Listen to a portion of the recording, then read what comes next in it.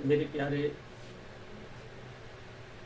भक्तजन, आप सभी को मेरा नमस्कार है। आज हम आए हैं एक वीडियो लेकर के, जिसमें अब ये बताना चाहते हैं आपको कि आप एक साधारण पुरुष नहीं, परमात्मा का अंश है। ईश्वर अंश जीव अविनाशी, ईश्वर का अंश है। अंश का मतलब होता है हिस्सा।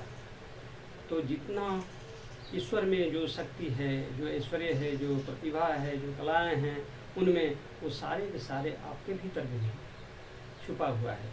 आपके भीतर में अनंत प्रतिभा कला का भंडार है, परंतु आप अपनी शक्ति को जानेंगे तभी संभव है।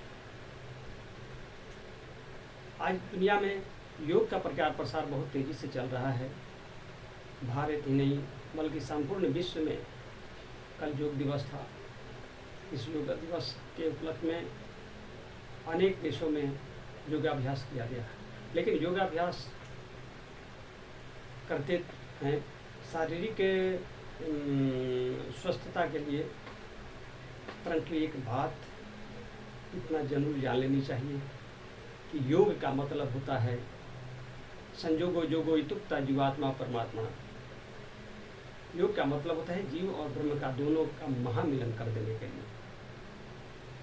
जीव ब्रह्म को प्राप्त कर सकता है, जीव ईश्वर को प्राप्त कर सकता है, जीव शिव में मिल सकता है और वह पूर्ण हो सकता है।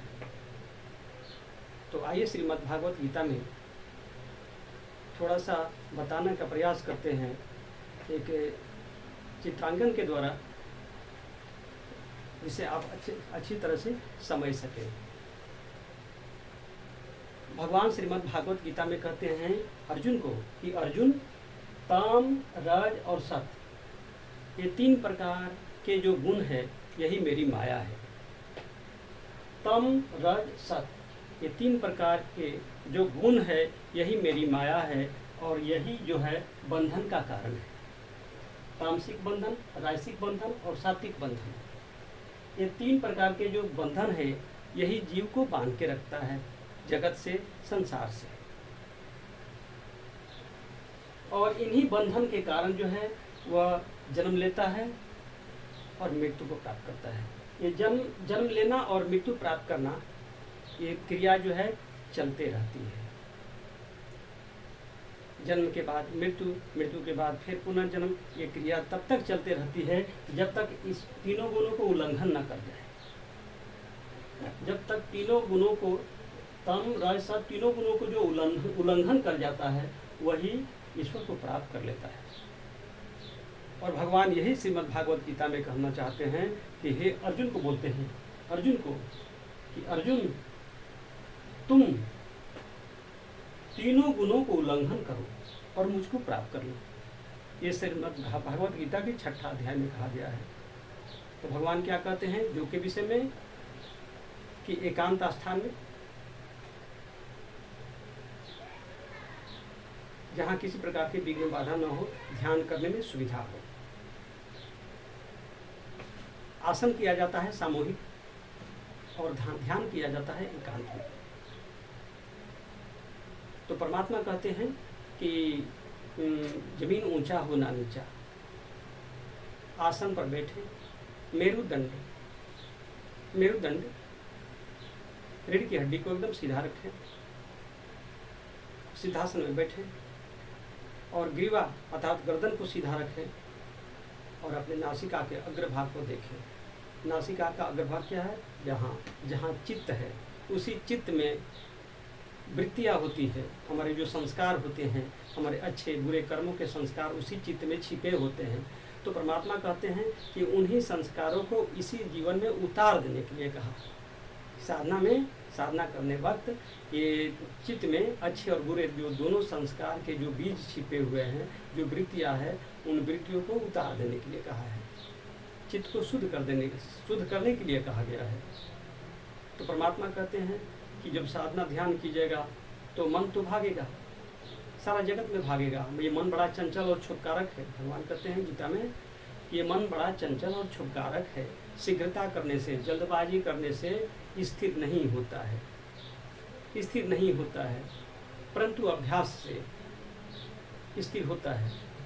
तो भगवान क्या कहते हैं कि जहाँ जहाँ मन जाए वहाँ वहाँ से वापस लाइए, और वापस ला करके ये चित्त के पास एकाग्र कीजिए, यहाँ पे एकाग्र कीजिए। एकाग्र जब मन एकाग्र हो जाएगा, जब मन एकाग्र हो जाएगा तो सतोगुण की प्राप्ति होगी, और सतोगुण की प्राप्ति जब हो जाती है तो मनुष्य देव शरीर को प्राप्त करता है। और यहाँ ईमान, मनुष्य का ईमान जागृत होता है, इंसानियत जाग जाती है, और फिर इस यहाँ जो मन की प्राप्ति होती है, इस मन को बोलते हैं अनुमन, अर्थात यूनिट माइंड की प्राप्ति हो जाती है। हमेशा याद रखना है कि ये तम रज, ये दोनों गुणों में मन का घनत्व बहुत तीव्र है। मन इतना चंचल होता है, इतना चंचल होता है कि वो ध्यान होने ही नहीं देता है, मन एकाग्र ही नहीं होता है। तो ये मन की चंचलता धीरे धीरे अभ्यास करने से मन स्थिर हो जाता है। जब मन स्थिर हो जाता है तो मनुष्य को आत्मज्ञान की प्राप्ति प्रारंभ हो जाती है। मैं कौन हूँ, इस चीज़ का आभास होना शुरू हो जाता है। मैं शरीर हूँ या आत्मा हूँ। तो यहाँ पर आने के बाद आत्मज्ञान की प्राप्ति होती है कि नहीं, मैं शरीर नहीं हूँ, मैं एक आत्मा हूँ, मैं इस शरीर में रहता हूँ। उसके बाद आत्मज्ञान प्रकट हो जाएगा। आत्मज्ञान, शास्त्र ज्ञान, सारे ज्ञान, जितने भी ज्ञान है सब प्रकट हो जाएंगे अपने भीतर से ही। उसके बाद आत्मज्ञान होने पर क्या देखते हैं कि सब कुछ ब्रह्म ही ब्रह्म है, ब्रह्म के सिवाय कोई दूसरा है ही नहीं, सभी मेरा ही आत्मस्वरूप है। आत्मज्ञान का मतलब क्या है? सब में अपना ही स्वरूप को देखना।